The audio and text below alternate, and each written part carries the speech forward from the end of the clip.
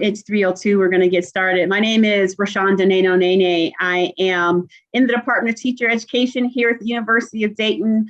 I'm happy to be your discussant as we have our panelists today for the Global Symposium, which the focus this year is Africa. And so I'm going to share my screen a little bit. Of course, that's what we do in the Zoom world. And what I'm going to do is share in terms of, I've shared the wrong thing, sorry. I'm going to share to get us started on this conversation today. And so, I'm sorry, my functionality has missed for a second, I apologize. Going ahead of myself. So, Global Voices Virtual Symposium, Africa in this Century. And it is my pleasure as we have three distinguished speakers here, Faraha Henry Jones, Miss Sangeeta. I practice these all, I promise you. Sangeeta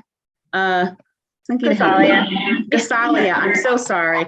And Carla Guinea-Gondo, who are wonderful expertise and knowledge in terms of ways that we can get engaged in opportunities abroad. And I think that's something that we always want to encourage our students and faculty to do. So to have this conversation to talk about existing programs to enhance our global awareness, whether you can be there physically or take a class that could give you more insight and knowledge in terms of Africa. So that will be the scope of our conversation today. In terms of how that will follow, we will try to stick to this agenda as much as we can in terms of, I'll share a little bit in terms of Africa and prospects and challenges. We'll have the introduction of our panelists. Our panelists will speak on their experiences and perspectives, and then we'll have some questions. We do have starter questions to start the conversation, but again, your questions will take primacy over that. And then any kind of closing remarks we'll have from our panelists as well. So I will start with just giving you all a few remarks in terms of Africa and where we are. So let me pull that up. So in 2000, Thabo Mbeki, South Africa's president, stated that the 21st century will be the century of Africa. And I indeed, like many, believe that Africa is a continent full of promise, rich cultural heritage, and is blessed with a wealth of natural resources and poised to become the hub of innovation and progress. Quite recently, Secretary of State Anthony Blinken, remarked that Africa is headed towards becoming one of the world's most important economic regions that will have a hand in shaping the future of the world. And recent advances in solar power, the green tech industry working to reduce the carbon emissions, and personally important to me, the steady increase in access to education in both elementary and secondary schools is quite promising for the continent. It is projected by 2025 that half the population of Africa will be under the age of 25. And by 2050, 1/4 of the world's population will be African. So it's clear that Africa is on the rise. And when we look at this, what we see is that Africa has much in its favor. In the recent decades, there's been a lot of progress. There's been a steady rise in democracy in many of the countries. There's been continued economic growth. There are countries such as Kenya, Tanzania, Ghana, and Cameroon have been transitioning from an agricultural base to a manufacturing and service economy.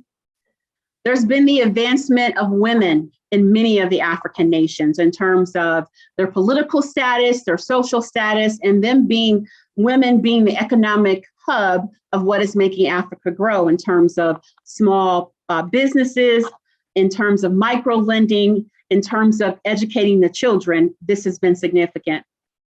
There's also been the increased access to consistent quality healthcare, which has reduced rates of malaria, which has improved the overall lifespan of the population, and is actually increased this allows for greater access to education. So, right, when we're healthy, we go to school more often.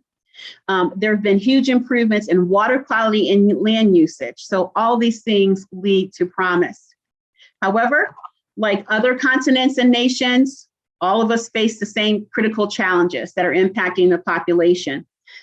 In particular, 3 that I'd like to highlight, which are also areas when you're thinking about being involved and engaged locally or globally that you could particularly have an impact on. The first is climate change. Africa is likely to be one of the hardest hit by droughts, floods, and catastrophic effects due to climate change, despite being the continent with the least emissions of greenhouse gases, less than 4% of the world's total emissions. A recent UN report concluded that Africa is the first continent to fully feel the effect of climate change on political and economic stability because of its history of ethnic strife, resources, and political conflict.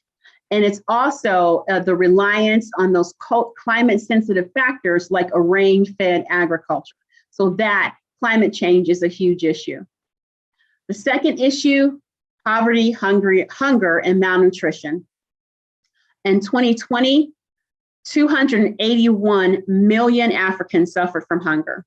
According to a UN report, the numbers vary across the regions. The numbers in Eastern Africa, 44%, Western Africa, 27%, 20% in Central Africa, 6.2% in Northern Africa, and 2.4% in Southern Africa.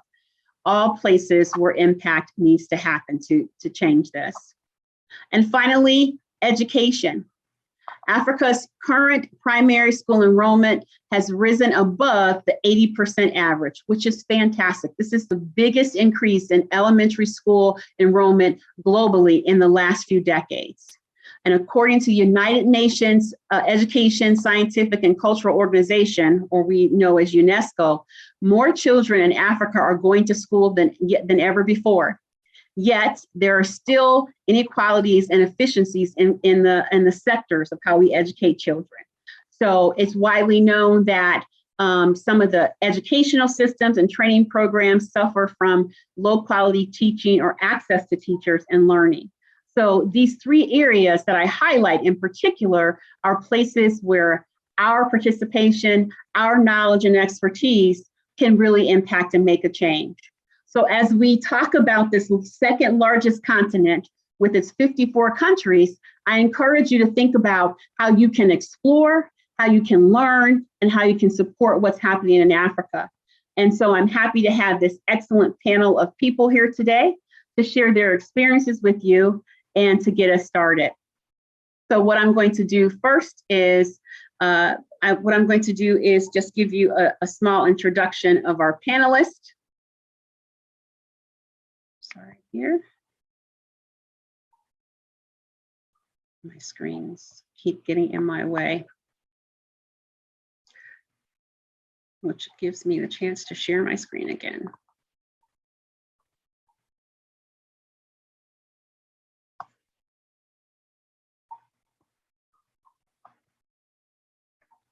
Oh, goodness. Sorry for this clunkiness. I apologize. I think we, if Sangeeta or Julius, I think there are people in the waiting room, but I can't click them the way I am. Sorry about that. I got it. Thank you. Thank you. So, I'm sorry, what's going on here? So you can see our panelists here. And I realize now I'm going to show you can see our panelists. I apologize. I'm going to have to stop. I don't really fumble this much, but I realize I can't show you the panelists and also read their bio the way the Zoom is, the way my screens are set up. I don't have on my screen. So let me pull up so I can actually read the bios. So first, I'd like to introduce you to Ms. Carla Guinea-Gondot. She is the Director of Global Partnerships at Miami University, where she manages international partnerships and agreements, writes and administers grants for internationalization, and serves as the advisor for the Fulbright Student and Scholars Program. In her 20-year international education career, she has gained extensive experience in academic program administration, partnership development, and study abroad administration. Secondly, Sangeeta Gasia, I don't know why I fumble your name. I'm nervous about your name all the time. Gosalia. That's good.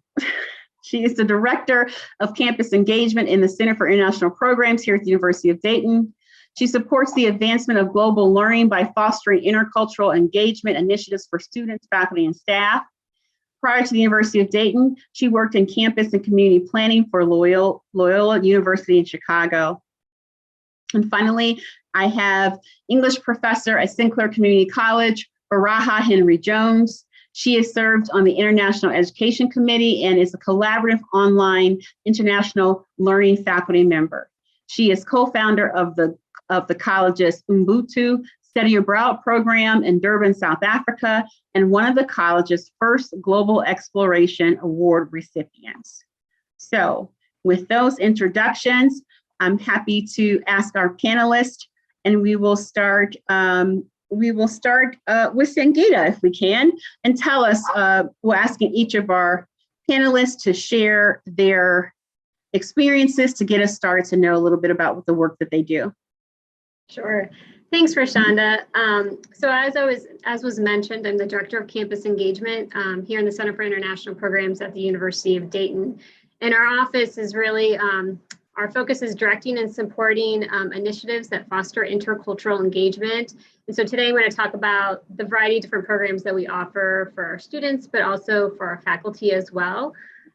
For students, our focus is primarily on creating initiatives that create space for cross-cultural exchange, reflection, dialogue, really with the intent that we can build intercultural skills as well as global awareness. And so we do this by collaborating with a number of different offices on campus, including student development and some of our academic units here on campus. And so I'm going to highlight a couple of our student initiatives that we have.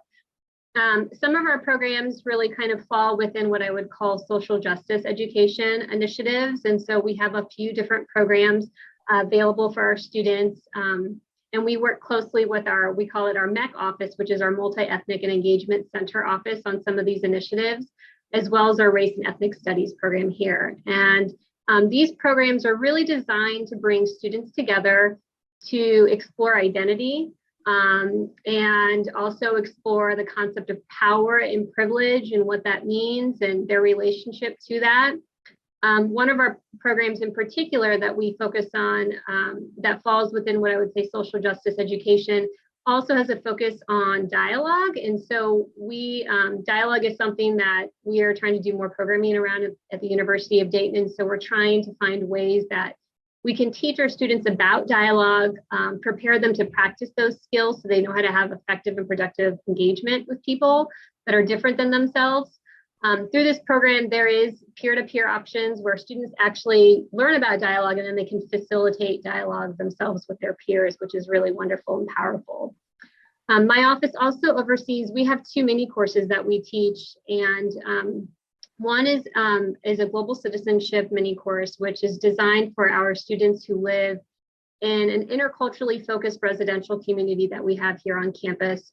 It's a pretty diverse community of students around the world, but also very diverse backgrounds, even from a US context. And this course is designed, it's curriculum that we've really designed, and it's really kind of intended to focus on intercultural development. And so we expose our students to a variety of different cultural frameworks.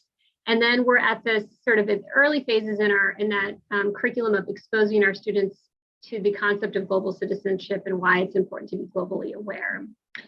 We also have another program that a couple of different offices on our campus have actually utilized and piloted, and it's called the Global Competence Certificate. And this is curriculum that we're offering to our students through a collaboration we have with an organization called AFS International.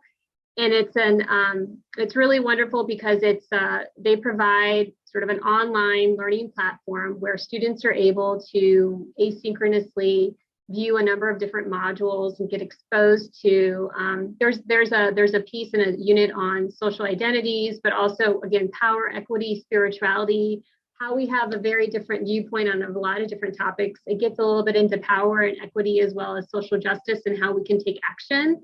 But what's really wonderful about the design of this program is, aside from its flexibility, we come together in a synchronous way to have 4 dialogues together as a group of the students around this content.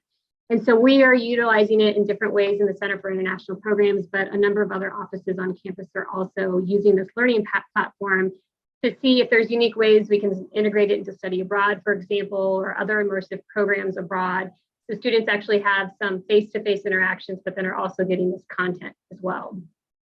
And then the final student initiative I want to highlight is at the University of Dayton, we have an effort called the Dialogue Zone, and our office was part of this, the creation of this effort years ago when we were sort of, really developing the mission of the Dialogue Zone. And this has really been a campus collaborative effort. A lot of different offices really support the work that comes out of the Dialogue Zone, but the intention is to build dialogue capacity amongst our students, faculty, and staff. And so we host a number of different programs through the Dialogue Zone, both, again, focusing on actually facilitating dialogue on difficult topics and issues that are happening in the world, but also finding ways that we can build dialogue skills as well. And then finally, I do want to highlight 2 really important faculty programs that we have that come through our office and that we collaborate with the academic units on. One is the Global Education Seminar, and this is, again, a faculty program that has been around for at least 10 years. And it was designed to create a mechanism for faculty to come together as an interdisciplinary cohort and become familiar with a region of the world that's really outside of Western Europe that's unfamiliar to them. And so, for example, our early years of the program, we had a focus on China. We shifted to Latin America. In recent years, we have been in Africa. We sent 2 cohorts to Ghana and Togo. We had the intention to go to South Africa as well before the pandemic had hit. And so this is really a wonderful program where faculty are, learners for a year, and they get exposed to the historical, political, economic, cultural knowledge of this region. And then they actually are able to go on an immersive trip in the summer where they meet with faculty colleagues at other institutions. They go to museums, they get to engage with locals. And the hope is that these faculty come back and they get an opportunity to then kind of rethink their current curriculum, perhaps even design new curriculum, bring much more of an international lens into the work they do. We've had exchange agreements come out of this. We've had COIL, which I'll talk about in a minute, come out of this as well. A lot of different global learning opportunities have come out of this, but it gives faculty kind of an opportunity to kind of drive some of that and more appropriately represent, I think, the narratives that exist, especially as we talk about history and talk about our connection to Africa. And then the second program I want to highlight before I'm wrapped up is COIL, which I know one of our panelists has done COIL themselves, but this stands for Collaborative Online International Learning. And we've seen, I think, due to the pandemic and its impact on travel, I think a lot of institutions are really turning to ways that they can create global learning experiences through virtual exchange or through COIL. In COIL, if you're not familiar with the model, it's a design where you have a faculty member at your, for example, at UD, who works with a faculty member at another institution abroad, and they co-design some type of project-based experience for both of their students in each of those countries. And they synchronously and asynchronously work together. And it's really a wonderful global learning opportunity that can be complementary to travel, but also just another accessible option for our students. And so we're fortunate prior to the pandemic to pilot this a few years with our School of Engineering, because they really had the goal of integrating this more directly into a lot of their courses. And then due to the pandemic, we really expanded the effort. And now we have a program where we invite faculty from all units to participate in a seminar experience for a semester. They learn about what is COIL, how do we design COIL, how do we really enhance intercultural development, how do we engage with certain parts of the world. And then the intention is that the following academic year, they're able to implement their COIL project with students. And so this is a really wonderful program that's still new and evolving. And I think we're seeing a lot more energy within the field to support this work. Thank you so much. Carla. Sorry about that. Get unmuted here. Great, thank you. So as mentioned, I am Carla Guinigundo. I am the Director of Global Partnerships at Miami University. I'm based on the Oxford campus. And I'd like to start with Miami University's land acknowledgement. So Miami University is located within the traditional homelands of the Mehme and Shawnee people, who along with their indigenous groups ceded these lands to the United States in the first Treaty of Greenville in 1795. The Miami people, whose name our university carries, were forcibly removed from these homelands in 1846. In 1972, a relationship between Miami University and the Miami tribe of Oklahoma began and evolved into a reciprocal partnership, including the creation of the Mehme Center at Miami University in 2001. The work of the Mehme Center serves the Miami tribe community and is dedicated to the revitalization of Miami language and culture and to restoring that knowledge to the Mehme people. Miami University and the Miami tribe are very proud of this work and of the more than 140 Mehme students who have attended Miami since 1991 through the Mehme Heritage Award Program. So, all right. So I thank you all for having me here today and having me be a part of this symposium. I have worked in international education for about 20 years now. My own global experiences have been centered not in Africa, but in South and Southeast Asia. I lived in Malaysia from 1990 to 1992 during high school, which initiated an academic interest in Asia and led me to pursue Asian studies as an undergraduate here at Miami. And then I completed my master's degree in Southeast Asian studies at Ohio University in Athens. I worked for the Center for International Studies at Ohio University for about 10 years. And during that time, I traveled to Southeast Asia regularly for student recruiting and institutional partnership work. Since joining the staff at Miami in 2012, I have been engaged more in South Asia than Southeast Asia, particularly following my participation in the Fulbright International Education Administrator program in India in 2017. So the perspectives that I share today are informed by these global experiences, as well as my work as an international education practitioner. And also by my academic work. I'm currently a doctoral student in the Department of Educational Leadership here at Miami. So global engagement and community building are both central to my work here at Miami. And the two areas that I'm going to talk about a little are student mobility and the building and maintenance of global partnerships. So I had the opportunity to work with students on a variety of national fellowships and scholarships to support opportunities abroad. I'm our campus advisor for the Bourne Critical Language, Freeman Asia, and Gilman Study Abroad Scholarship programs. And also I advise for the Fulbright US Student Program and the Wrangell and Pickering Fellowships. One of the more satisfying aspects of working with students on these programs is seeing the academic and professional goals come into focus with each essay revision, and helping them get excited about the study aspect of study abroad, going beyond just the desire and the excitement of travel. The student demographic that I work with is largely white, which aligns with the demographic trends in study abroad as a whole. And so I find myself also trying to challenge students to think critically about their study abroad plans and consider how history and privilege may play a role in their experience abroad, particularly if their study destination is in the global South. Tunisian writer Albert Mehme, known best perhaps for his writing The Colonizer and the Colonized, which was published in 1957, helps provide some context for this discussion with students in terms of pointing out where students may be viewing countries from a deficit perspective and encouraging them to avoid, and I quote, stressing things which separate in favor of emphasizing commonalities that, quote, contribute to a foundation of joint community.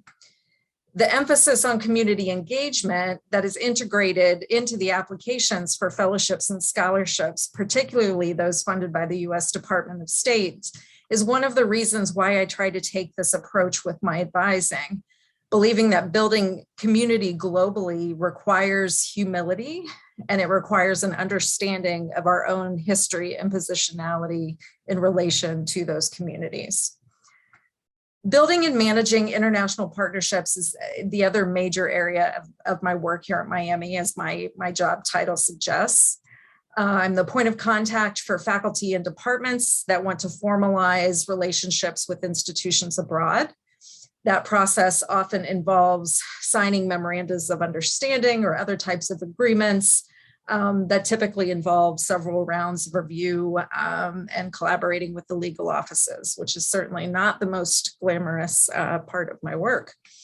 While I can't say that the paperwork side of agreements is necessarily fulfilling, the outcomes of the work certainly are. Seeing those relationships grow and develop through grant proposals, joint research and publications, student and faculty exchange, collaborative teaching, and delegation visits is something that I enjoy tremendously. The onset of COVID, however, revealed how dependent we have been on physical mobility to build and sustain those partnerships. All of a sudden, there were no delegations visiting. Student and faculty exchanges stopped. Plans to visit our partner institutions were canceled. We had to adapt and to rethink how we would keep building momentum despite the interruption in how we normally do things. One tool we leveraged, which Dr. Casalia mentioned previously, is COIL, which is Collaborative Online International Learning. We launched an initiative called Miami Connects, which leverages COIL methods to provide virtual global experiences for students that are integrated into their classes. One very successful example of this was connecting Dr. Daniel Hall, who is a professor of criminal justice at Miami University's Hamilton campus, with colleagues at the School of Law at our partner university, Christ University in Bangalore, India. Dr. Hall and his counterpart at Christ co-taught a course in fall 2020 that had 100 students working on a semester-long project comparing how the insanity defense is used in criminal proceedings in the United States and India. It was a tremendous experience, both for the students as well as for the faculty, and is something that we would love to try and replicate more of here at Miami.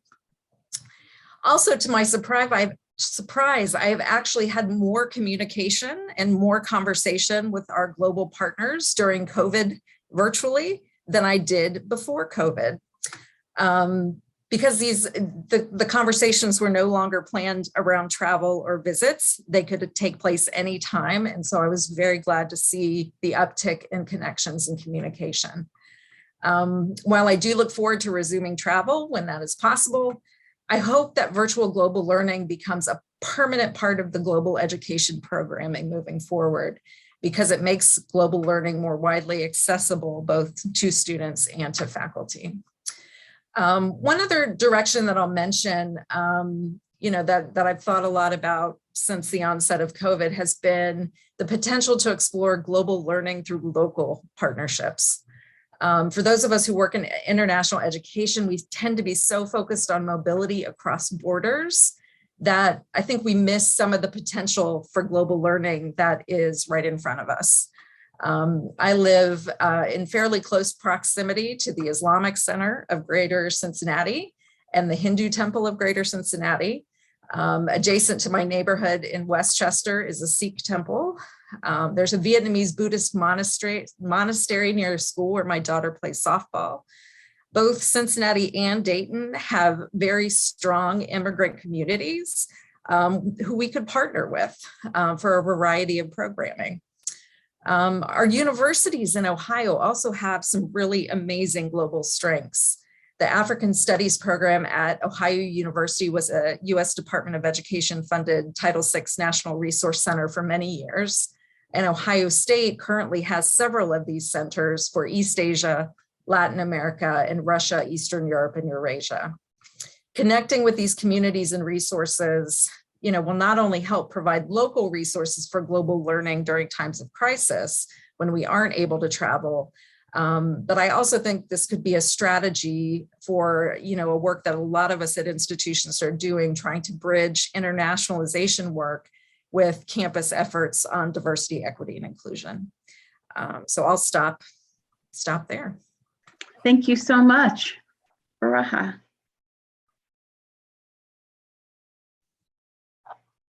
Hello, everyone. Again, my name is Faraha Henry Jones. I'm a professor of English at Sinclair Community College. I'm so pleased to be here with you. I think this symposium is extremely important, and I'm really glad to see some of my Sinclair colleagues and community members present, as well as your UD students. I first went to Africa as part of the Right Lead Youth Leadership Institute, which was formed and is run by Dr. Jennifer Subbin at Wright State and her husband, Neil Daniels. It's important for me to mention that because that experience was transformational for me as an educator. It's also important, one of the things that I noticed while I was there, for almost any event that we attended, if someone was going to speak, they gave important acknowledgement to people who came before them, who did important work. It seemed something that was really important to the culture. I appreciate that Carla read her college's land acknowledgement before she began. I would like to acknowledge some individuals who, most of them are Sinclair employees, one of them is not, who are really important to my growth and understanding as it relates to international education and being a faculty person who wants to help my students to increase their skills. Bob Keener, many years ago when I began at Sinclair in 2005, he was an organizer of international experiences at Sinclair. I did not get to know him personally. He was in his last couple of years at Sinclair, but it's through him that I was first able to have scholars from other countries visit my classroom. I was a brand new professor, and his connections afforded me the opportunity to see my students become intrigued, engaged, and want to know more. In particular, I remember a writer, his name is Pramod Nayar from India. And many of my students had never met someone from India, let alone had a scholar who came and talked about his writing and his process. And they were so engaged with that. Prior to those experiences, I didn't have a real focus on how to internationalize my curriculum. So I have to thank Bob Keener for laying some of that groundwork. At the time, our college did not have an international education office. It was more nebulous. There were individuals who felt that international education was extremely important, so they went out and did it and they figured out ways, but there weren't formal pathways. And there are two colleagues in particular who stood out to me as a younger professor, who stood out to me as individuals who were really dedicated to international education. One of them was Kathy Rao. She is a sociologist and a professor at Sinclair. The other is Derek Petrie. You just happen to be on the line. I'm glad you're here, Derek. He teaches modern languages. Both of them do way more than the two things that I just named. But they were important because they promoted recurring study abroad programs to Guatemala, Costa Rica, and other places. They allowed Sinclair's community college students to have those international experiences. And it didn't stop there. They advocated for the well-being and growth of international students. They advocated for the creation of an international education office. They, along with others who were part of the International Education Committee, really laid the groundwork for me to be able to begin to do the things that I'm doing. Let's see, another individual in the last several years has been very important. Deborah Gavlik. She is currently the director of our International Education Office. She does a lot of things, many, many things. But one of the things that started when she came along was a global exploration grant. She and her office made it possible for faculty members to come up with an idea of something that they want to go abroad, they want to study an idea and figure out how to incorporate it into their classroom. Here's the money to do that. That hadn't happened prior to us having the International Education Office, and Deborah Gavlik was really important to that. I and Professor Fahim Curtis Kadir participated in that global exploration grant. And it was through that we were able to create Sinclair's first study abroad, short-term study abroad program to South Africa. She also is the person who brought collaborative online international learning. And again, when I say her as a leader of that office at Sinclair, most things are done with teams of folks, just like I'm sure you do at UD. A couple of years ago, actually, it was 1 year prior to the beginning of this pandemic that I learned about COIL. And it was through Deborah Gavlik when she invited John Rubin to our campus, and he gave us some very simple kind of introductory, hey, here's what it is. Both Sangeeta and Carla have given you great explanations of what it is. But it was her opening that door that piqued my interest, and then her finding the resources for us to be trained. And then the last two individuals that I have to mention have had a deep impact on me, in particular, their work in Africa and with Africa. Dr. Boyka Tway was the chair of our psychology department, and he was the founder of our Africana Studies certificate at Sinclair. He approached teaching and all else from an African-centered philosophy. He brought in African scholars, events, organizations to campus, and this afforded any student, any professor, any staff member to authentically engage in ideas that might otherwise have been overlooked. And I say might otherwise have been overlooked. I'm quite sure those ideas would have been overlooked without his advocacy and without his work. I'm not certain that the significance of Africa as a source of intellectual and cultural benefit would have been present or as present on Sinclair's campus without Dr. Boyka Tway's work. And it was through watching how he taught and what he taught that I learned things beyond the books, that when I did participate in Dr. Subbin's program, I could apply that. And the last person, of course, is Dr. Jennifer Subbin. Her program, it's an amazing program. I always get a little bit emotional when I think about it, just like any of you who may have studied abroad as a young person. It was a second kind of really transformational experience in my life. Her program at Wright State is a study abroad program for Wright State students, where she takes students to Durban. They are teaching leadership skills to high school age students. She also invites community professionals like myself and my husband. I'm a poet, he's a musician, and we run discipline institutes. So I ran a poetry institute. He ran actually a music and visual arts institute. And the experience of watching how she brought that program together, its impact on her students at Wright State, her students on the ground in Durban, the teenagers, made me want to come home and try to create a similar sort of experience for community college students. And that's how Ubuntu Study Abroad program began. Dr. Jennifer Subbin was the first person to say the word Ubuntu to me, and she wasn't referring to an operating system.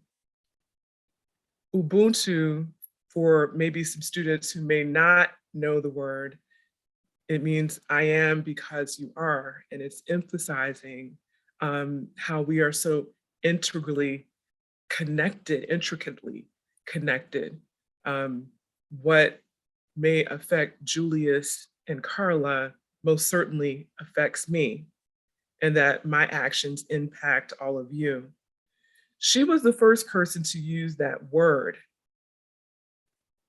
It was my first time hearing it. She gave me a definition, and yet I did not understand. Not until I went to Durban and I spent 3 weeks there.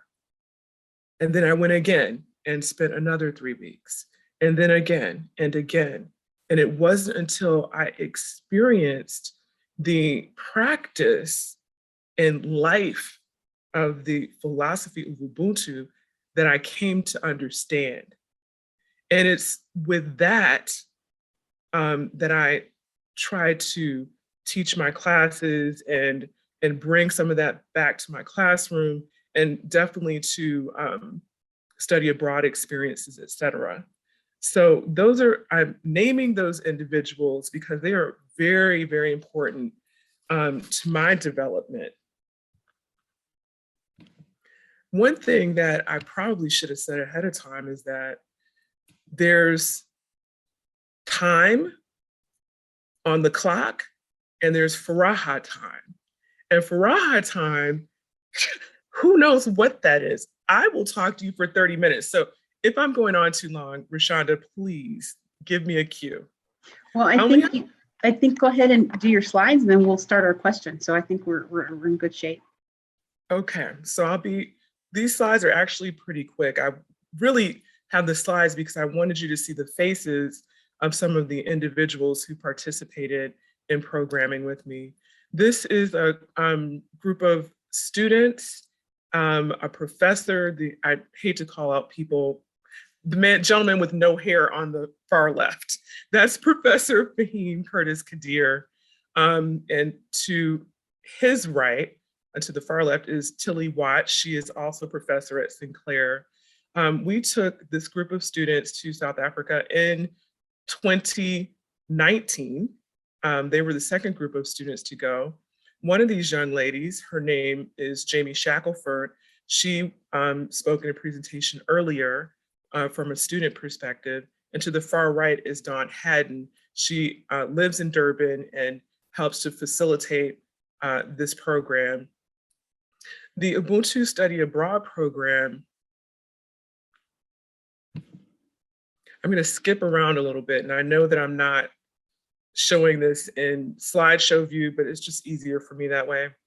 The Ubuntu Study Abroad program is a short-term program where we take a group of students for about 3 weeks to Durban, South Africa. And the bullet points on the side are our primary objectives, and they're rooted in some of the global competencies that the International Education Committee and the International Education Office have determined are important, and also in the desires that Fahim and I have for our students. We're hoping, we see a lot of parallels between the United States and South Africa, and so we're hoping to broaden our students' understanding of those connections. As you can see, Carla mentioned that a lot of her students are white students who do study abroad. As it so happens with our program, most of the students are not white. Most of them are Black or multiracial. We have some students of other ethnic backgrounds and different nationalities. We had a Colombian student who came with us. We have a Russian student. But one thing that I will say there's in common is that there are some stereotypes that people have of Africa and of Africans.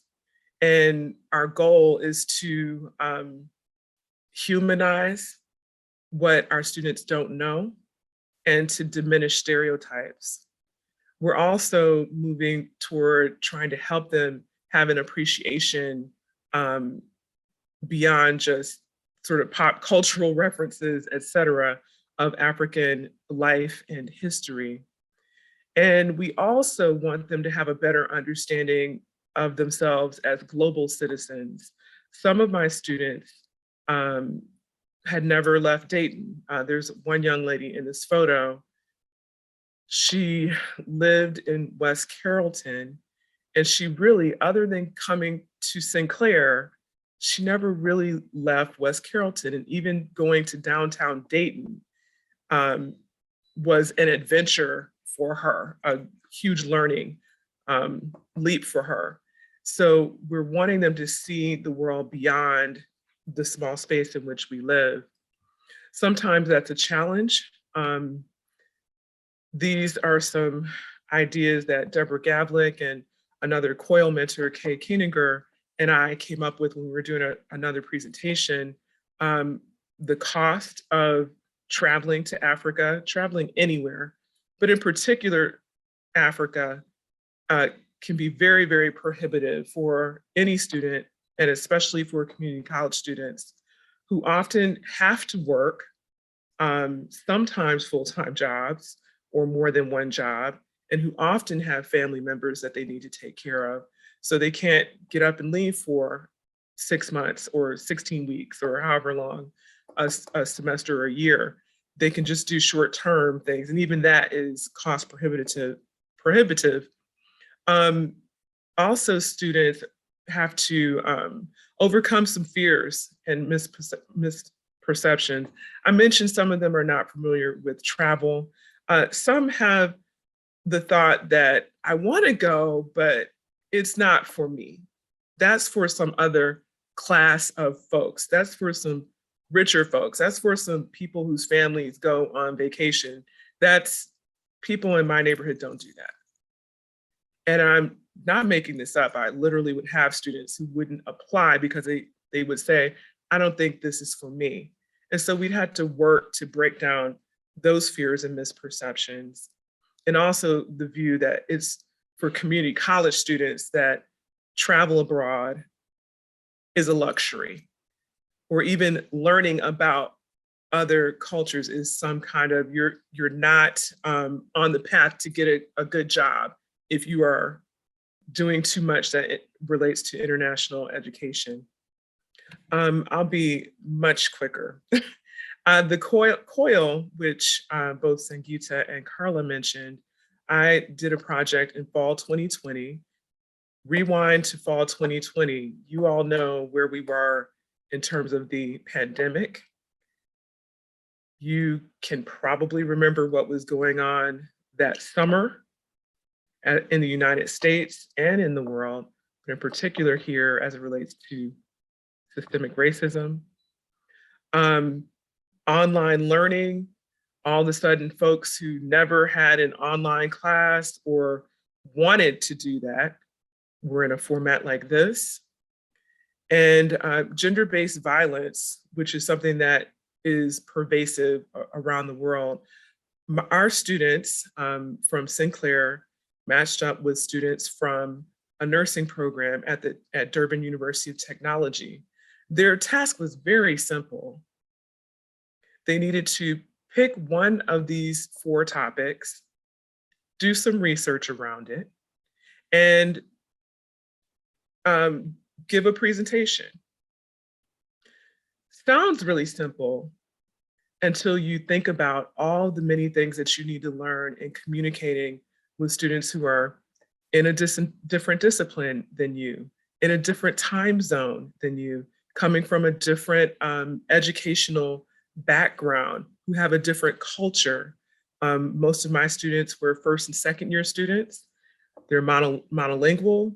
They came from various majors. Professor Mavunla's students were all nursing students, multilingual. They were a little more advanced in terms of their college career. And because of the pandemic, they were in the difficult position of having to do a lot of their work from their cell phones because they did not have access to the internet from their homes, and they didn't have computers, and their institutions could not provide those things. So the students here in the United States had to think about a lot of things. How are we going to communicate together? How are we going to do this so that it's fair for everyone? What, if we're going to do a presentation together, what technology choices do we need to make in order to make sure that our South African counterparts are able to fairly represent their ideas? Who's going to get up early in the morning or late at night? Will it always be the South African partners? Is that fair? So COIL afforded us the opportunity to do some of that learning during a time when it was really difficult, fall 2020. So those are the two main things that, in terms of international education, study abroad, and the COIL project, that I was involved with, and I continue to help mentor folks, and hopefully we'll be able to do more projects in the future. But that's me, and that's what I do at Sinclair. Thank you. Wonderful. All three, just a really a wealth of experiences that we can all learn from, and especially, and Sister Lemming had that question in the chat about COIL being a really good alternative when that it's not possible to travel, and it seems like that is. And so we're going to open this up. I know there's lots of questions here that people may have, so please feel free to put a question in the chat, or if you want to unmute or raise your hand, please do that. While people are getting their questions or thoughts together for either one of you, thinking about this also in the context, you mentioned Ubuntu, which I think is fantastic, and thank you for sharing that, because actually I've been reading quite a bit about that later. I'm friends with some friends in South Africa, and we've been talking about that.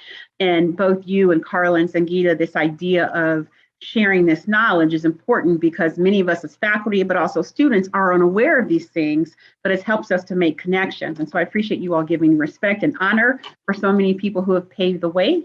And you all are also paving the way right now, so it's greatly appreciated. In the context of Africa, where does this sit? Where would you recommend our students start first? Is it that first class? Is that, do we go right into immersion? Sometimes there's so much that it could be overwhelming, and people are like, well, where do I go first? And what would you advise?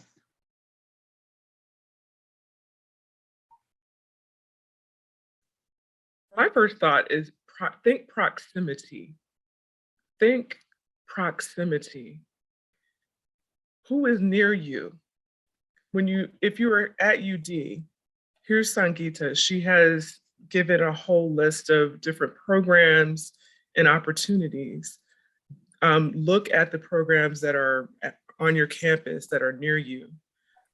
If you are a student, a Sinclair student, and you live in the neighborhoods in the area, we have a large and increasing population of people who have immigrated from Africa, who are starting businesses, running programs and organizations.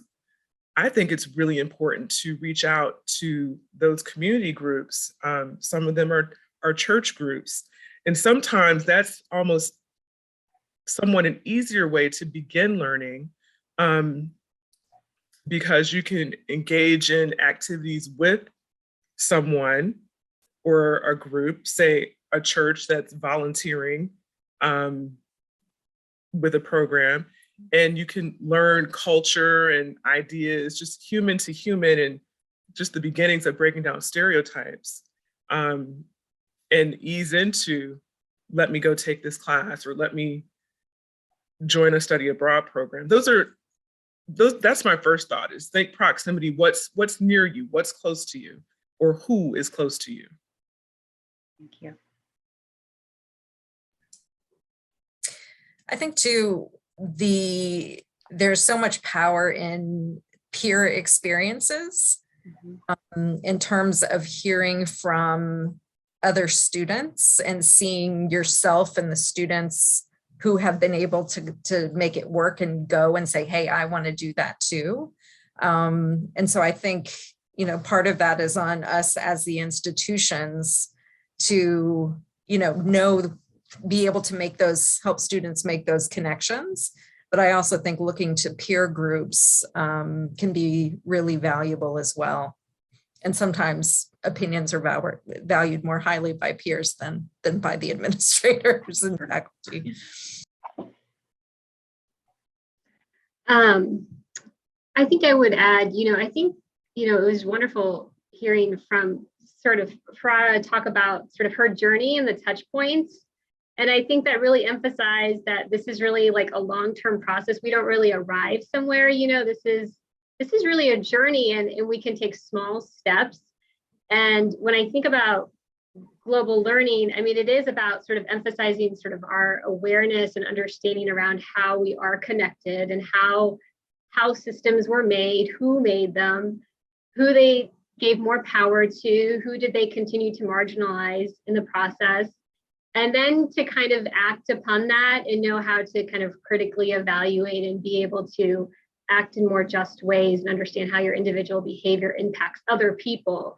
But that's also, I mean, that's a lot to kind of start there, and so I think about like with the students I work with at the foundational level, a lot of our work is really focused on like, who are you? What do you value? What is your belief system? And then like, why is that? Who shaped that? Likely it was probably somebody you trusted, through your socialization process, but also recognizing that we're also, I mean, I'm a product, I'm Indian American, I'm Asian American, I'm a product of American education, and curriculum was designed in a way, that I probably didn't learn a lot about Africa growing up.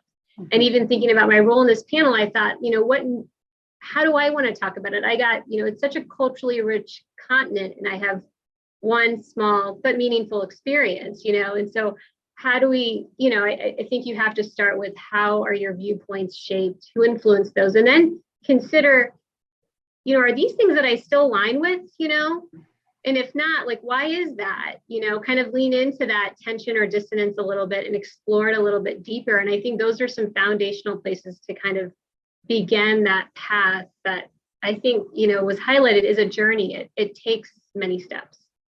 Excellent. Thank you. We have a question. Is it Zachariah?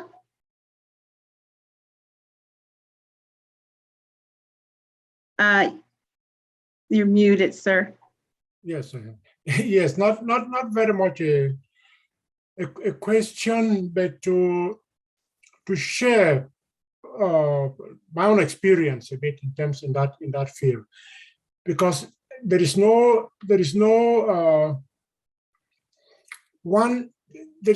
unique way in which you could channel it. There are just multiple ways in which we could approach the issue, and there's no one size fits all.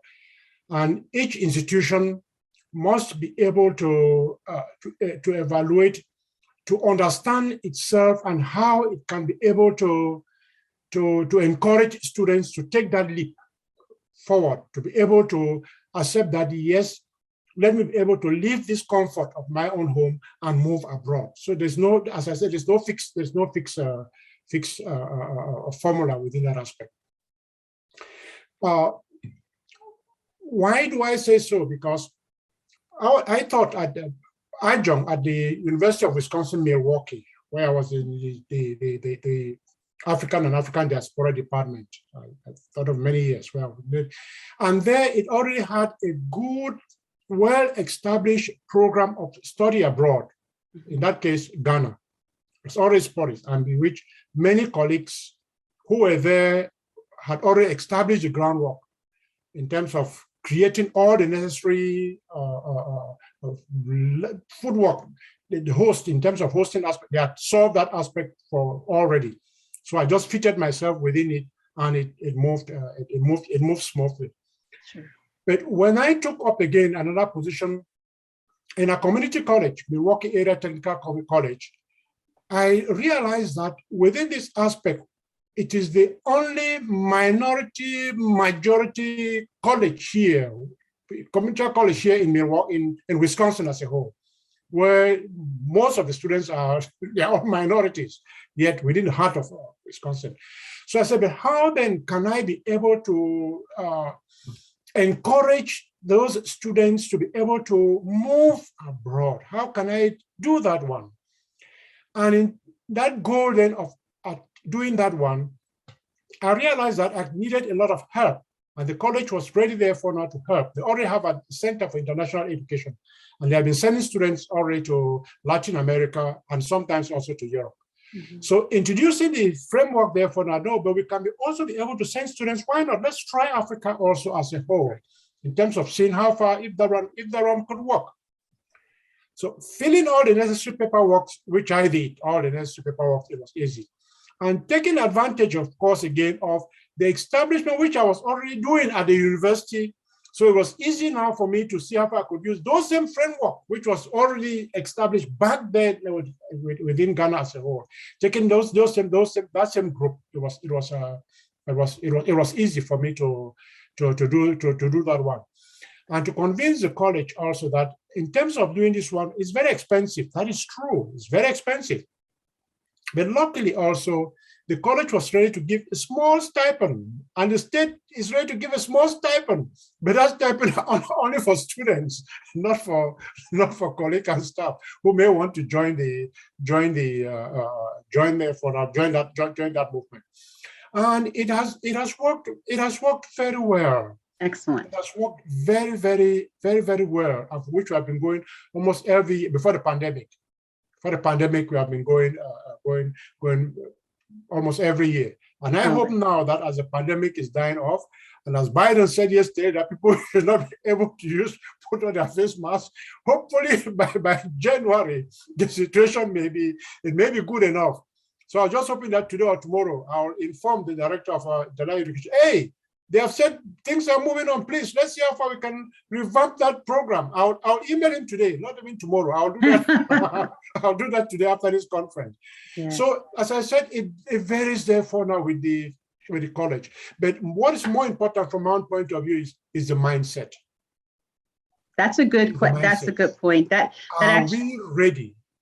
Each of us, are you ready to be able to motivate? Are you ready to be able to encourage? Are you ready to be able to show to students? Are you ready to be able to tell students that, look, this is something which is not for me, but it's for my own kids and my kids' kids. How can we be able to motivate them that by going international, you are now gaining something that is beyond you, that you can be able to pass along? So it's a huge challenge, but I think just by this conference alone, we are doing something already. Thank you so much. Thank you. Thanks. That actually leads me to another question I have, which is in terms of ethics that are related to engagement. This idea of engagement that moves beyond tourism or voyeurism.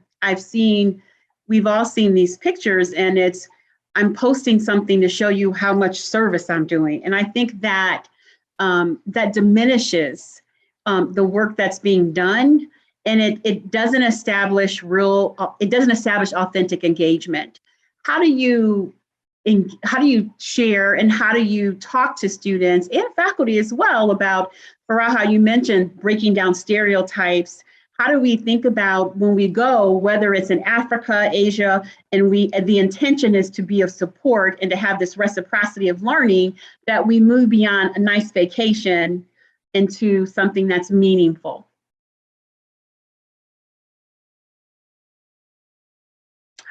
I don't know who wants to start first. Carla, do you have a thought? Sure. This is something that I've looked at fairly recently in some of my doctoral courses. And two concepts that I've come across that, just really struck me as particularly useful in that regard are this notion of radical reciprocity. And that comes from Ron Crable out of the University of Washington, Bothell. And so what he's talking about is making sure that when we're designing programs, we are not putting students in positions of power where they are going to try to fix a problem or fix something, but rather than giving them the context they need to be learning, to be as learners, and to really experience, get an understanding of what some of the global inequalities that take place on some of these programs. And the other one that I came across, it was a collaboration, that came up with, what's called the model country learning model.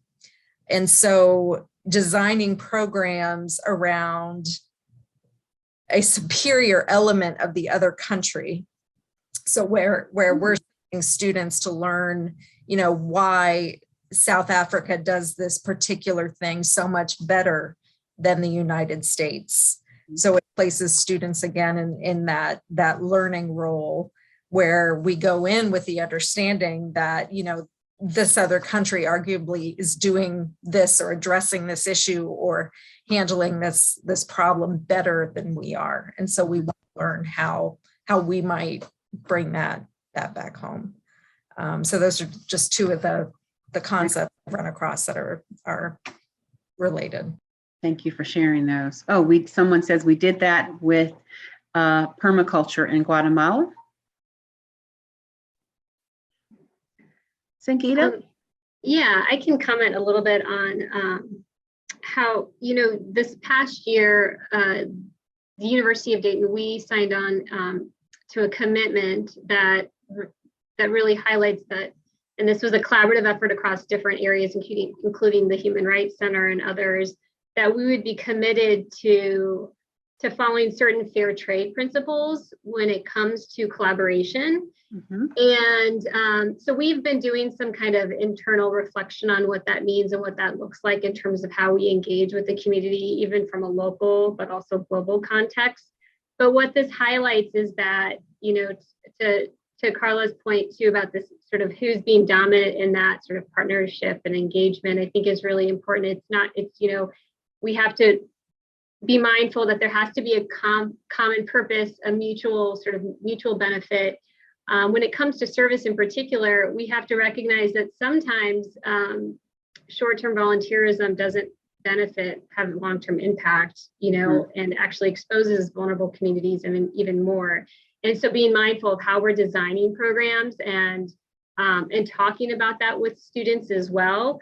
And even, I think, when it comes to community-based engagement too, even recognizing that even some of our, I know this concept of decolonializing curriculum is something we're kind of looking a little bit more at, and how even some of the theories that might guide us in our work, perhaps we need to engage these communities to kind of think about that. And if that is even the route they want to take, because cultural context matters. And so we have these conversations even with students, like to Carla's point, like what might work here might not work somewhere else. And is there this element of where we feel like a certain community is more superior and better in their approach, and that's not always the case. And so I think these are just examples of ways that we try to kind of really consider how we're working with members in the community. And so it's a practice that we're looking at. And even like with travel abroad, one of the things that we're even looking more closely at is even, impact on environment, and how are we educating students so that we're not just putting them on a plane somewhere, but that they're really thinking about when their behavior does impact others, and what does that really mean when they make those choices. Absolutely. When before Fahim and I take a group of students to Durban, first of all, most of the students were born and raised in the United States. Not every single one, but most. And the month prior to our trip, we have several meetings, 2 to 3 hour meetings, where we cover a variety of topics. And one of the things that we do is have them think about, talk about, define, what do they consider being American? You call yourself American. Well, what is that? What does that mean? What does that mean in the world? What are the stories we've told ourselves about what it means to be American? Okay, now think about who is African? What does that mean? What have you learned along the way from childhood? Let's think about any books, any images, anything. And so we try to, months before we go, begin having them think about what are the stories that they've been told and where are those stories incorrect or wrong. So I think that helps. And then of course, as I said, Dr. Subbin, I learned so much from her, and her just saying the word Ubuntu to me, we delve into that and we think about, well, in our experience here in the United States, who are individuals who've talked about this concept of Ubuntu. Okay, well, what does that mean? So that when they get to South Africa, they can begin to question themselves when they look at a behavior or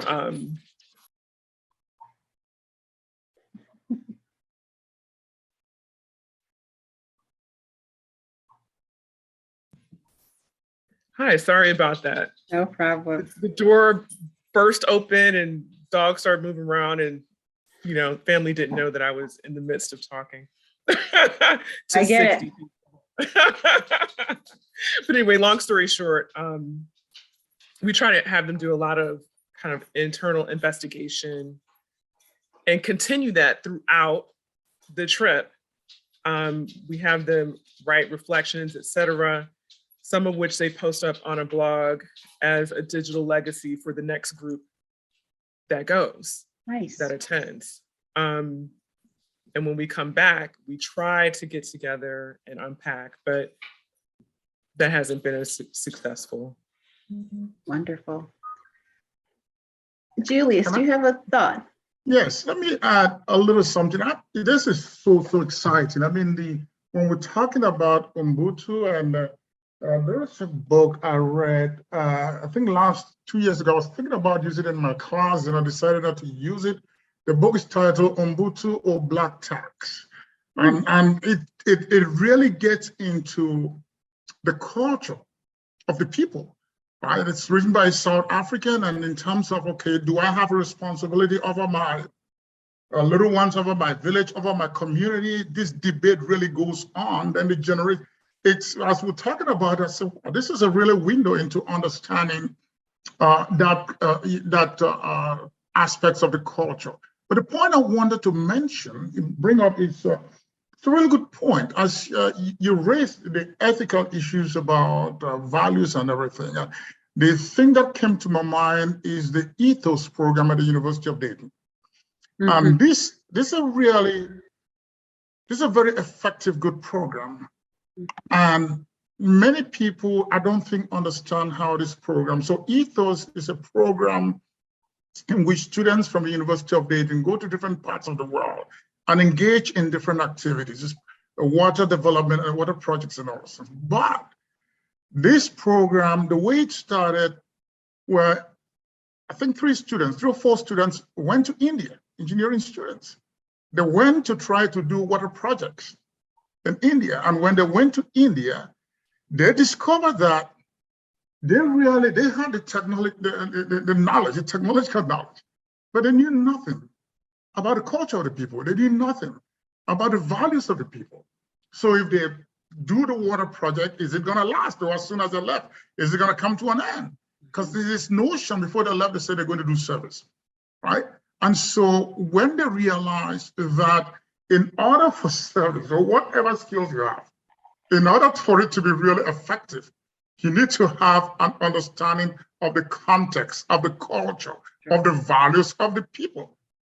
And so there in India, and this was a long time ago, I think it was 2002 or 2001. In fact, one of the person who actually created that, even though she worked with Christine Jude, she spoke at this symposium, I think 2 or 3 years ago, talking about how this whole program came to be.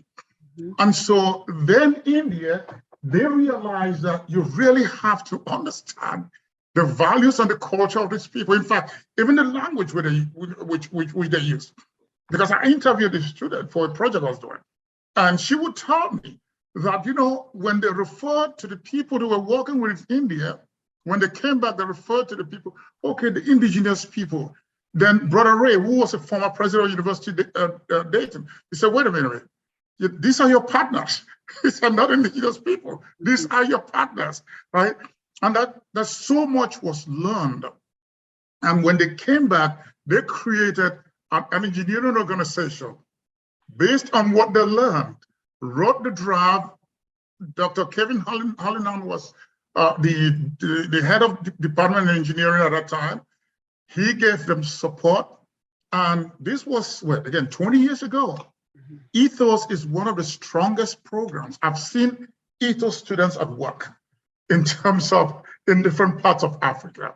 Yeah. It is, so that tweeting, so the point I'm trying to make here is that somehow we have to figure out a way to get students who go into Africa and other parts of the world to get out of this mode of I'm going to do service.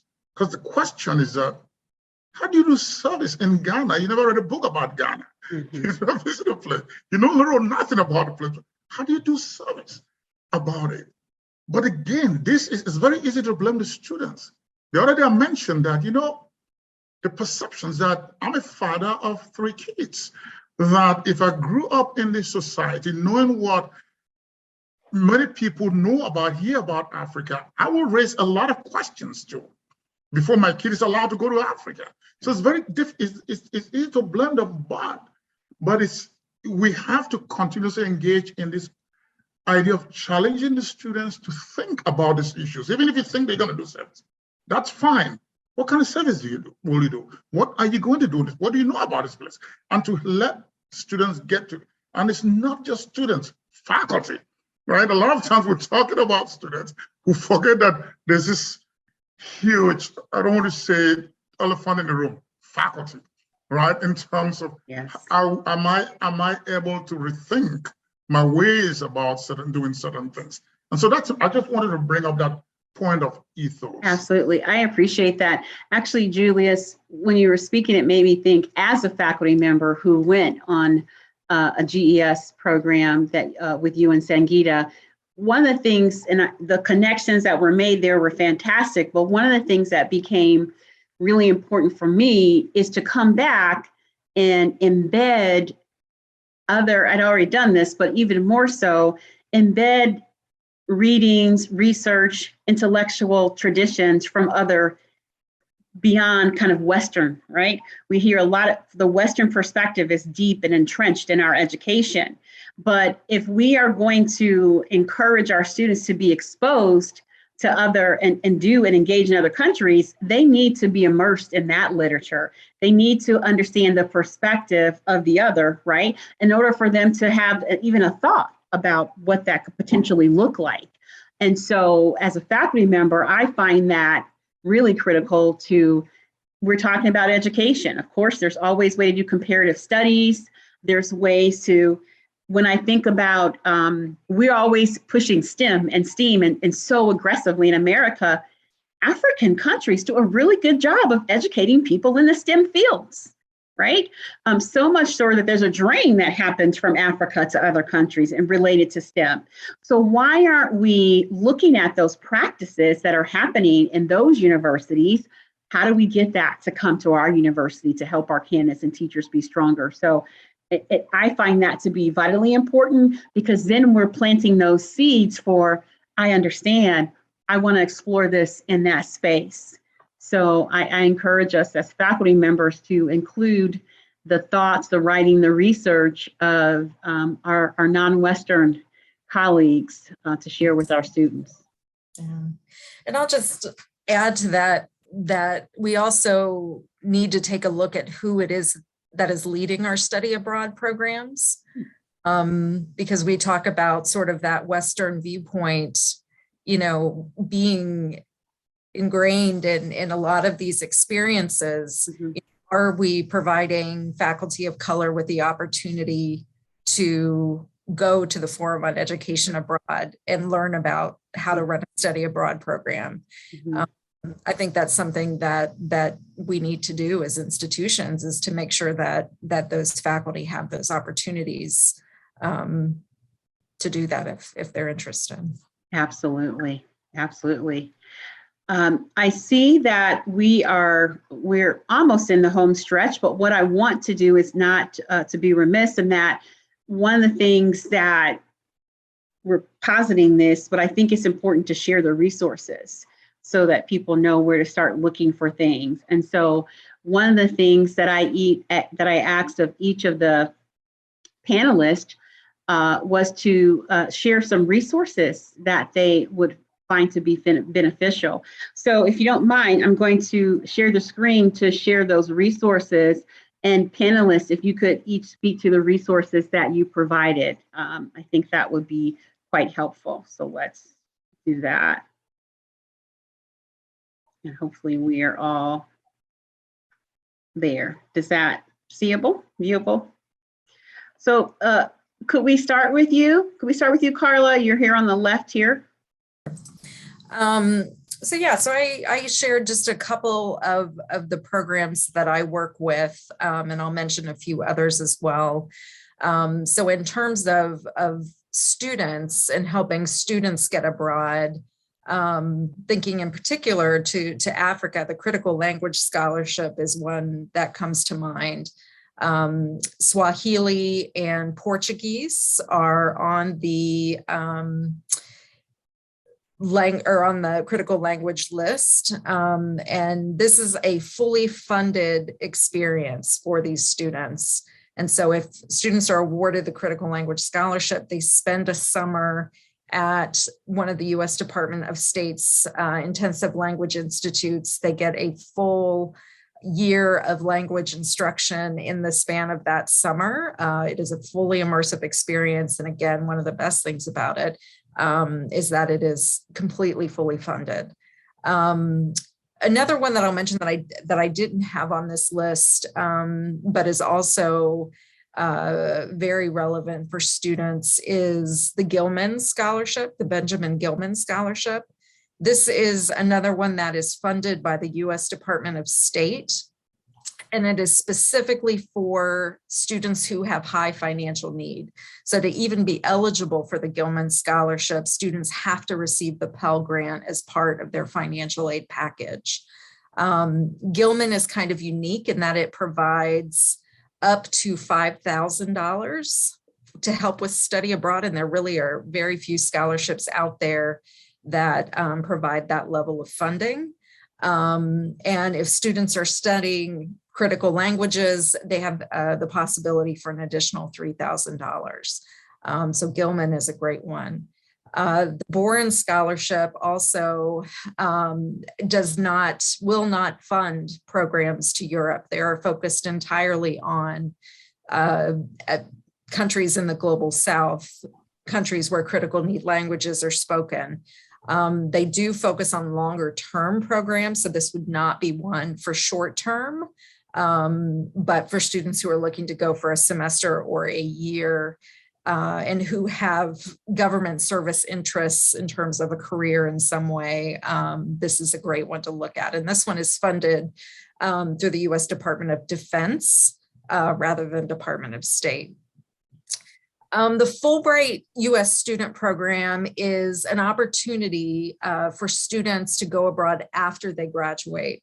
So the minimum requirement for the Fulbright U.S. student program is a bachelor's degree. So typically, the students I'm working with here at Miami are applying in fall of their senior year with the hope to go abroad for the year after graduation. Fulbright is another fully funded opportunity. And it funds a number of different types of programs. One is the English teaching assistant, where you can apply to be placed in a school in a particular country, where you serve as a conversation partner for students who are learning English. You assist the teachers in that school, and you serve as sort of a resource for that school to help students understand the United States a bit more. Fulbright also funds students to earn a one-year master's degree abroad, or do independent research. So it does have a number of different options there. So those are a few of the opportunities specific to students that I'll mention. The others here are geared more towards faculty and helping faculty get that experience and the resources they need to build their own global experiences. Fulbright is a huge program, and so they have a number of different programs. The Fulbright Specialist Program is one that I pitch to our faculty quite often. It's administered by an organization called World Learning. And it provides funding for short, meaning 2 to 6 week opportunities to visit a partner institution to teach a short course or collaborate on a project or to develop curriculum on a specific topic.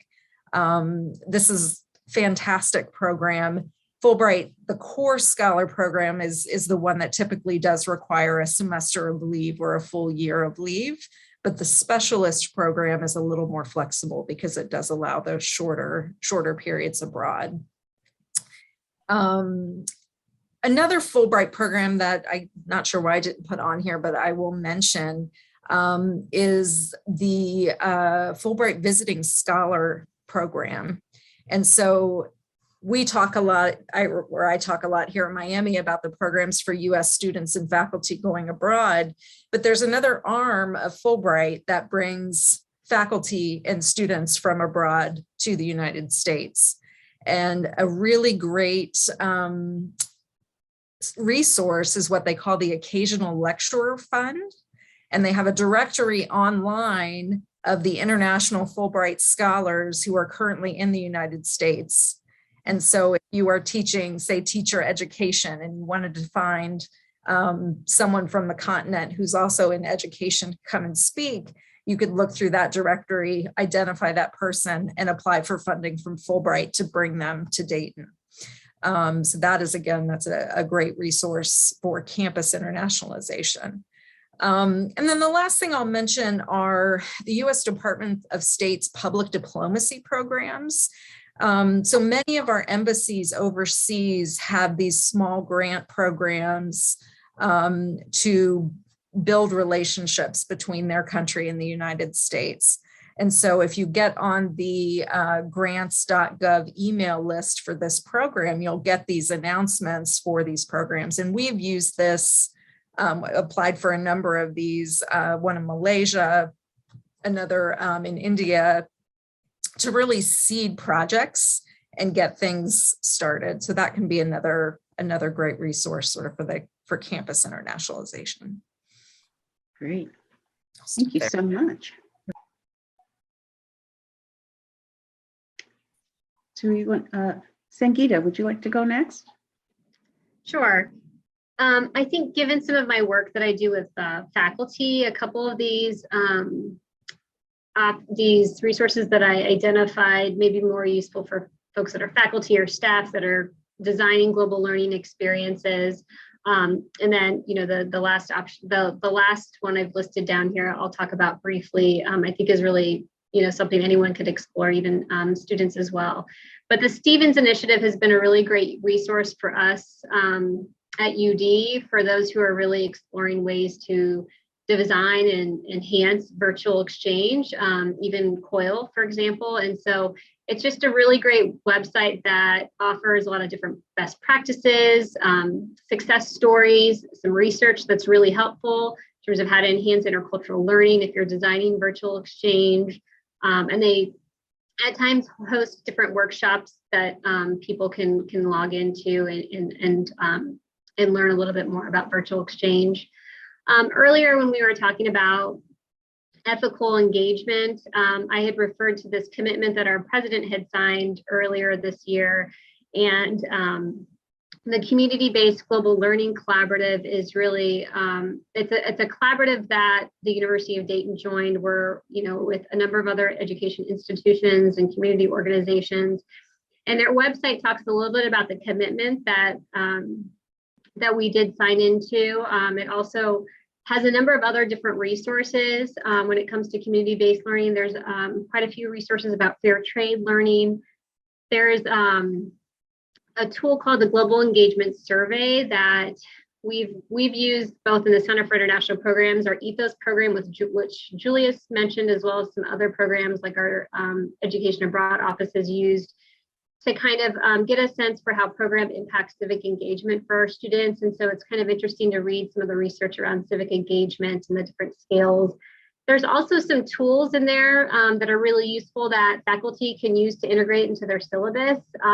They have various different modules, even questions and prompts and reflections that can easily be designed to kind of encourage more global awareness and, again, civic engagement as well. So it's really a great website to take a look at, and you can learn more about how to become a member. And then this third one, Critical Internationalization Studies Network, I actually recently became aware of this, and I found this to be a really phenomenal tool, just resource. There's, this is really, I think, a kind of a space where different, students, researchers, educators, people from the community can come together and offer different videos or research or tools that can help people to kind of reimagine, as we call this, sort of the dominant powers that we see in our work as it relates to international education. And so I know I watched a video recently that talked a little bit about the future of international education. I thought it was really, it just offers a lot of great perspective, but there's a lot of different articles as well that you can use as a resource as you think about your work or as you think about how you engage your students in or outside of the classroom.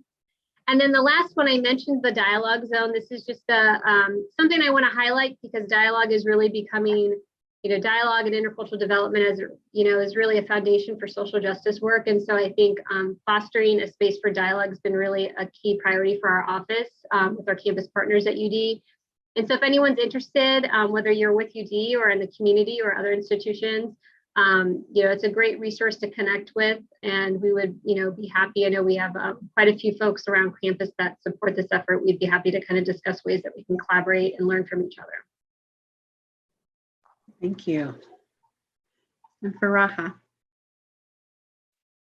The resources I listed really are for professors who are interested in COIL or virtual exchange at Sinclair. One of the trainings that we have that our faculty go through is through Uni Collaboration, which is an organization out of Europe, and they are dedicated to learning more about virtual exchange, telecollaboration. I really appreciated going through that particular training as a mentor. But normally at Sinclair, we have our faculty member and their partner from the institution, international institution, go through the training together. And so they're learning together, what is COIL or what is virtual exchange? How do we create this project together? And they are embracing being students together as they go into their project. The SUNY COIL Center was also another great resource when I was learning, along with Amile Mavunla, how to do this thing. It had different models of projects, a wide variety of resources. Check that out. I put Depaul University Global Conversations, not because I've participated in it, but as an interesting model for how to get students engaged in virtual conversations together. Essentially, they have a 90-minute Zoom meeting, bringing together students from their institution as well as partner institutions abroad to discuss a particular topic. And it's created by professors from the different institutions, but it's not intended to be a lecture or something formal like that. It's an opportunity for students from across the globe to come together and talk about a particular topic for 90 minutes. So it isn't planning 8 weeks, 16 weeks worth of work, and here's this group project, but something that you can manage being a part of. And that's basically it. Thank you all. I am happy to find a way, if anyone is interested, to share all these links here so that you can have access to the sites that each one of our panelists has recommended. So I will work on getting those links out. We can, for everyone who's registered, we can certainly send it back to you.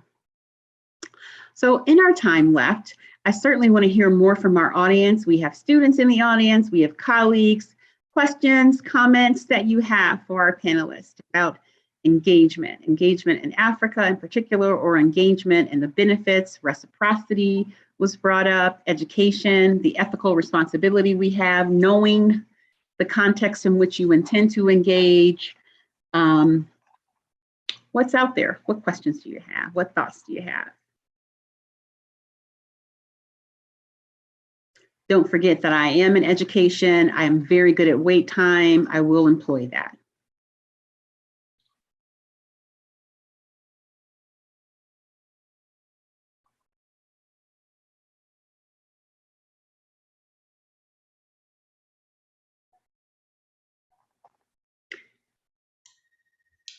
I'll just say that it's really commendable that I think, we were able to really open up for different faculty. And I think just advocating that faculty bring faculty on trips, right? That we even so, because it's not just the content experts, but you have to have cohorts of faculty. And sometimes it's a tough sell to administration, but say like, look, this is how you really train faculty to become future leaders, is by taking trips and going, and they can be really great support folks.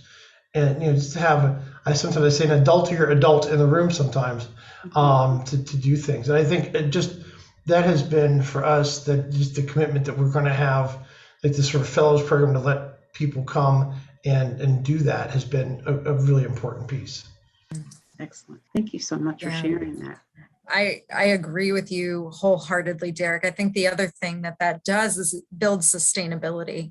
And so you don't want, to have a fabulous study abroad program that is dependent on a single faculty member who, if that faculty member, goes to a different institution, you lose that program and that partnership. I've seen it happen several times, and it's really disheartening. So I love that idea in terms of sort of building those resources while you're running the program, so you don't have just the dependence on one person. Mm-hmm. Absolutely. Rashana, do you mind if I comment a bit about Global Education Seminar a bit further? Because faculty development has come up a couple of times, and I wasn't sure if we were going to get into this question.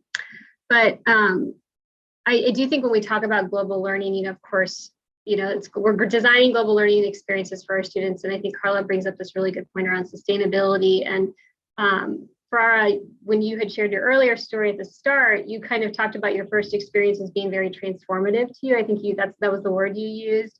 And I think, programs like the Global Education Seminar, which we are fortunate to have at UD, are really, they're designed for faculty to then come back and, internationalize curriculum, but and also explore collaborations and partnerships and things like that. But it's intended to have a personal and professional impact on them. And in yesterday's opening, Dr. Amin had talked very briefly. I know he couldn't get into depth about the trip to Ghana, and specifically he had mentioned Elmina Castle. Mm-hmm. And I think sometimes about our Ghana and Togo cohorts. And I think what was really interesting, I went back, before the symposium to look at all the reports that our faculty had written, right before the pandemic.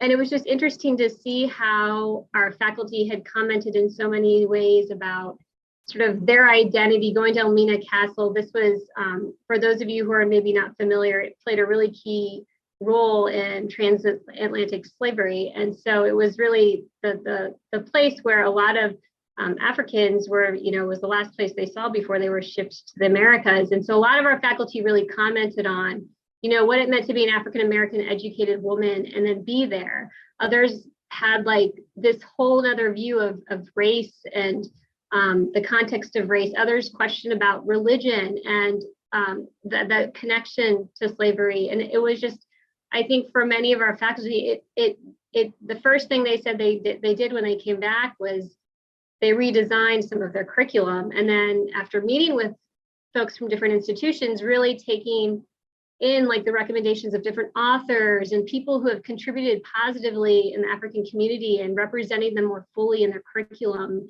here in the US as well. And so I think that's just an example of how, faculty are also learners. This is a journey, and this was a group of faculty who are really open to learning, and that they also, I think often when we think of Africa, our knowledge is limited to its connection to enslavement, which is a really important piece of history as it intersects with our history in the US. But we also can't, completely overlook all the other contributions and the positive things that are happening in this region. And I think these reports, as I looked at what the faculty had written, they really highlighted that. They really highlighted this idea of, preserving tradition, but then becoming modern. They talked about, the cultural richness in this community. And so I do think that faculty resources and support is really essential as we think about the place that they are in, especially in their platform and positionality in terms of really impacting young minds. And so I do kind of just really want to emphasize that piece, since faculty development has come up a few times today.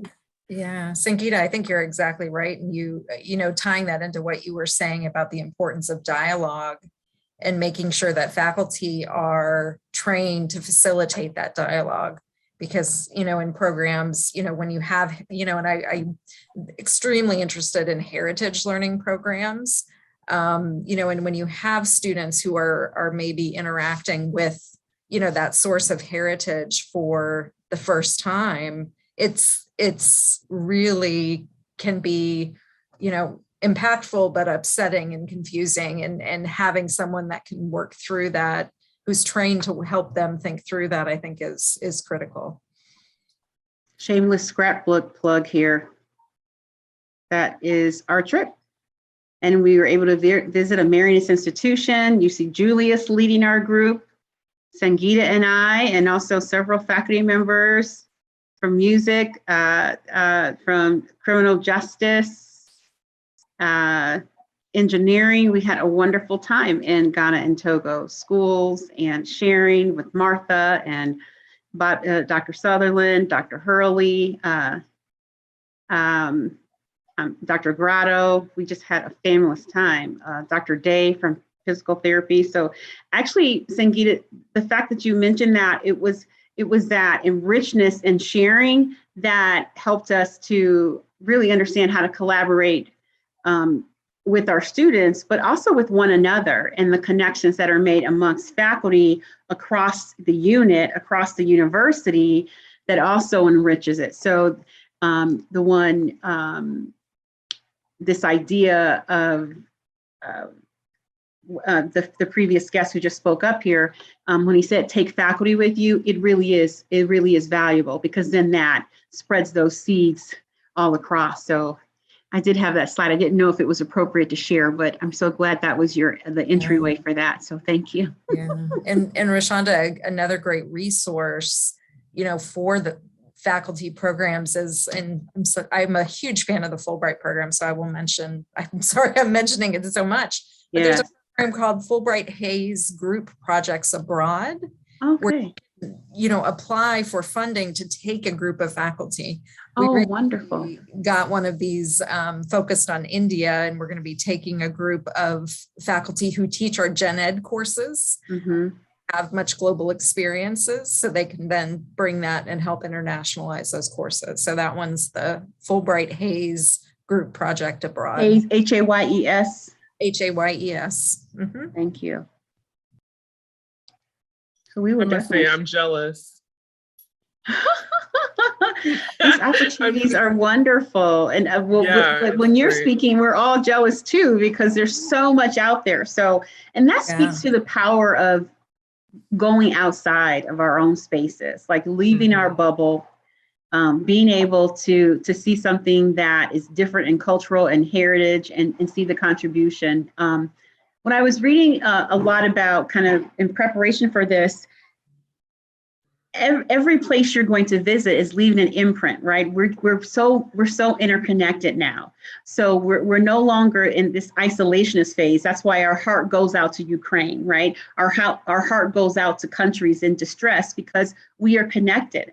I'm sure we all could think back and know there's someone we know who's connected to the country that's having trouble right now.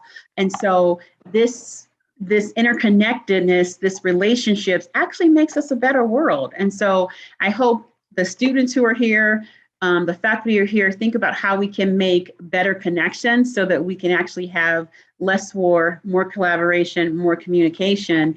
And it starts with knowing that Maya Angelou says, we are more alike, my friend, than we are unalike. And I have to get us to see when we do that engagement, we can understand where our intersectionality lies and how we are alike.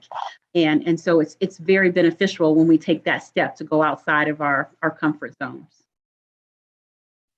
I'd love to ask the students a question.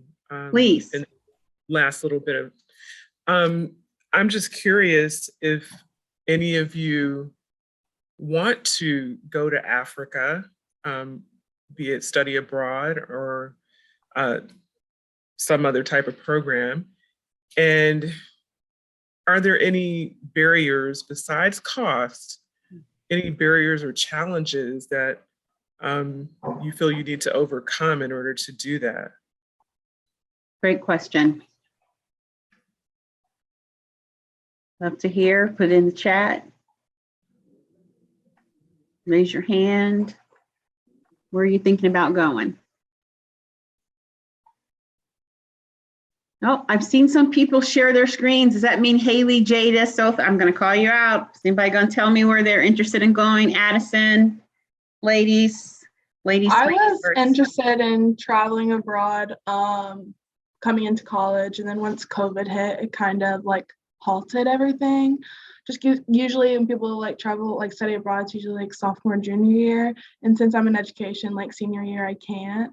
And it's hard to in the summer too, as an education major, and I'm a fellow / RA, so I can't leave. So yeah, it kind of feels like it's kind of dismissed. But I always wanted to, but I feel like there's not really a way for me to now, just because I graduate next year, and I could do a mini trip in the summer, but I don't know how achievable that is, especially like all my courses are almost done. So I don't know how it would all work out. Would there be an opportunity for teaching assistantship? Yes. Fulbright English teaching assistantship as an education major, that might appeal to you a lot. Would that be this summer or like after I graduate? It would be after you graduate. Yeah, we talked about that in EDT 340. That'd be fantastic. Haley or Addison, were you going to say something? I was always interested in studying abroad. I'm a current sophomore, so obviously I have some time if I were to. I think probably during the summer, as like during the semester, it's kind of hard because I am involved in a lot of things that require me to be here.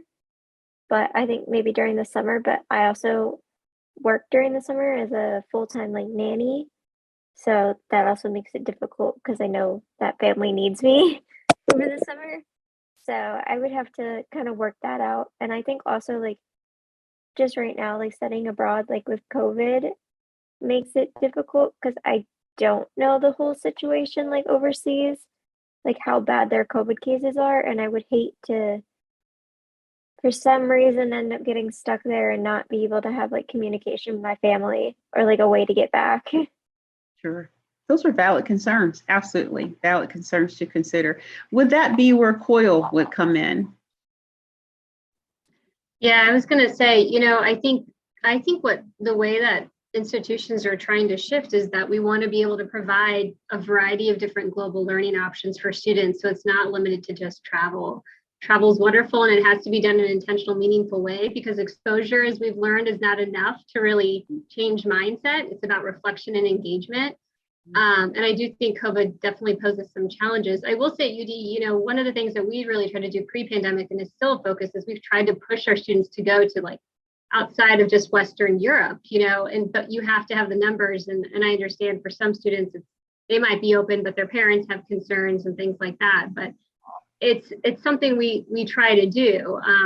I do think virtual exchange in COIL is going to make things more accessible. And I think when people start to get a little familiar with a region, then they might be more willing to like fully engage and hop on a plane and go to somewhere that's maybe non-traditional, you know? So I think COIL and virtual exchange are really going to help with some of that. Very nice. Haley, were you going to say something? I was going to share a little bit. When I first started college, I was determined that I was going to go into the Peace Corps after graduation.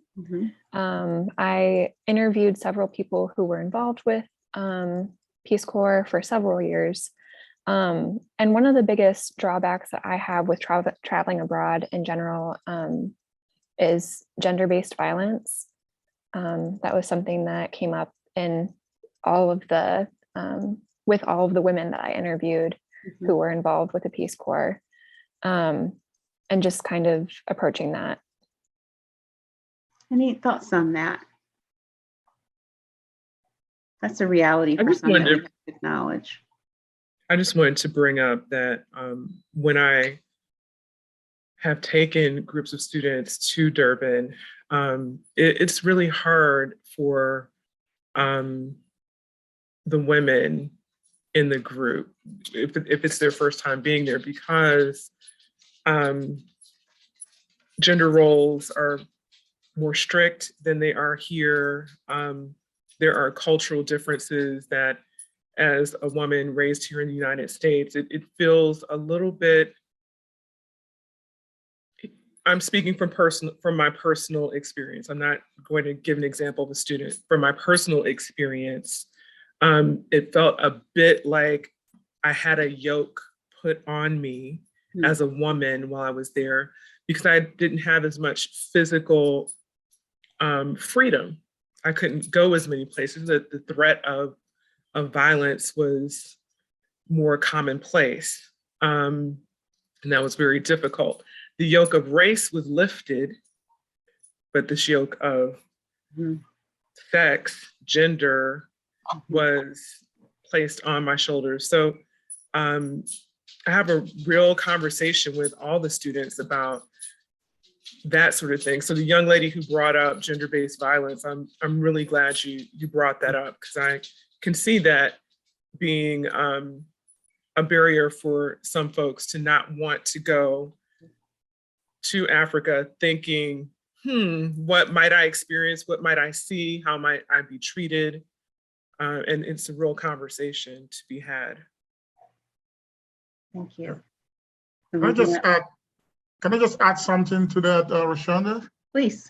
Yes, so I mean, that's a very, very valid point. I mean, one of the areas research I'm right on is on the Peace Corps.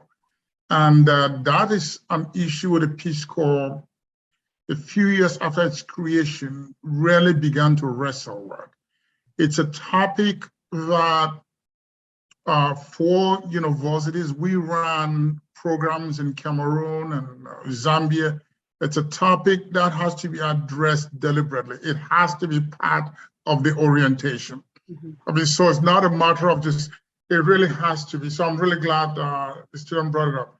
It has to be part. So we actually made it a part of the orientation. We'll bring in some experts to speak about this topic, because it's a really important topic. And as Furaha stated, that this is an issue. It's a problem.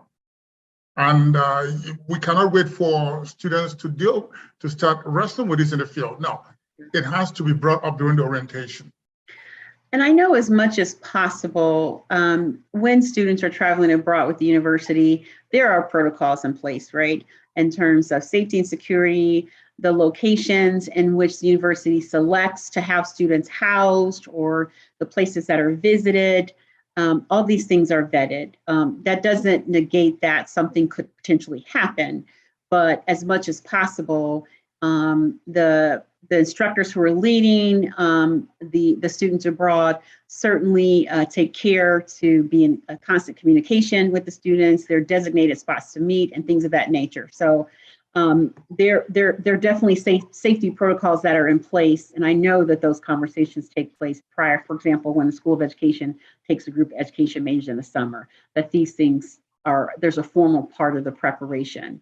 And once in state there's lots of check-ins and touch points.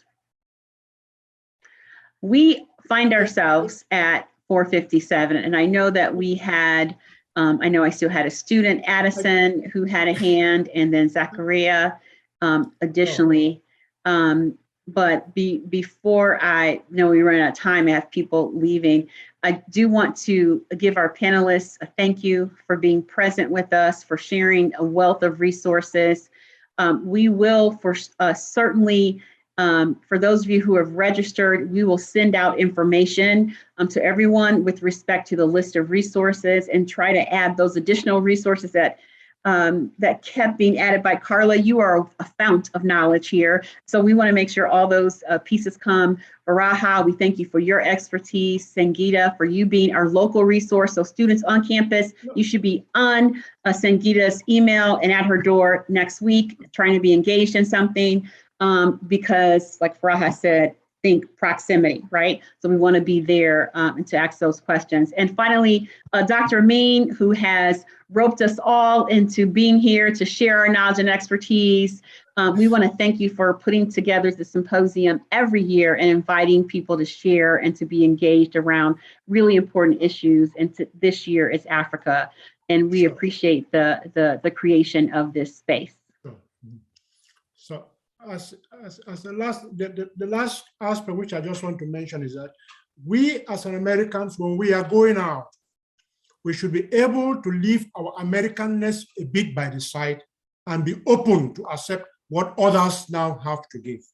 If we carry our Americanness to project to others, we have done that rejection, we have that rejected aspect within it. So we should know that they are the others and they have been living the way they are living. So we should go with that open mind, a mind therefore not to learn how the others are faring the way they are faring. Not trying now to impose upon them or to show what we are. No, it will not work that way.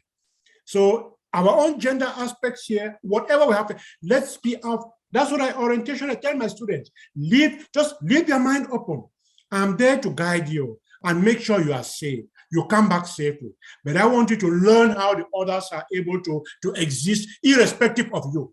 So be able to understand that aspect fully. Once you have that mindset to understand what they are there, now you're projecting yourself upon them, it becomes slightly easier now for that interrelationship. Because if they have been living, they have been existing without you, then they must be doing something right. So if you're also existing, you must be doing something right. So where are the common aspects that both of you can see how far you can be able, what are the common aspects you can share together in terms of progressing humanity, not looking for those differences that you must impose. No, it doesn't work that way. So that's the only on that note, thank you so much. I appreciate that, Zachariah. You closed us out quite nicely. I hope you all will join us back at 7 o'clock. We have our keynote speaker who will be speaking at 7 o'clock. If you haven't, please go to the website for the Global Symposium to register for that. You will get the link. We thank you for your time today. Have a good evening. Thank you.